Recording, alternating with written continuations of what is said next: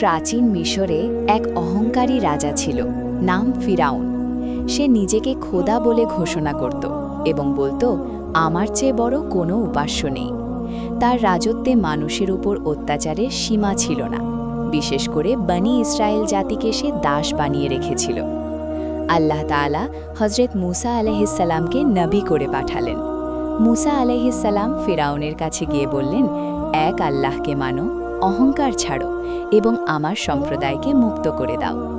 ফিরাউন হাসতে লাগল। সে বলল, তুমি কে? তোমার আল্লাহ কোথায়?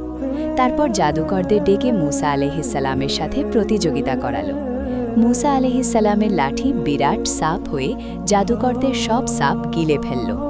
জাদুকররা তখনই ঈমান এনে সিজদায় পড়ে গেল, কিন্তু ফিরাউনের অহংকার আরও বেড়ে গেল।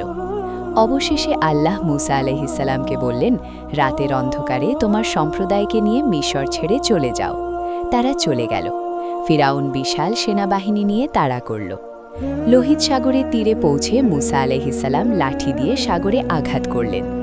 আল্লাহর হুকুমে সাগর দুভাগ হয়ে গেল এবং শুকনো পথ বের হল।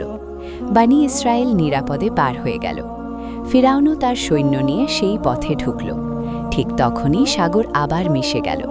ফিরাউন ডুবতে ডুবতে চিৎকার করে বলল, আমি ঈমান আনলাম, মুসার আল্লাহ ছাড়া কোনো ইলাহ নেই। কিন্তু তখন আর কবুল হওয়ার সময় ছিল না।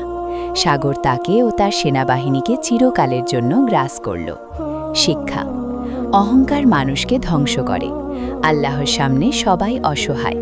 যত বড় শক্তিই থাকুক, আল্লাহর হুকুমের সামনে কিছুই দেখতে পারে না।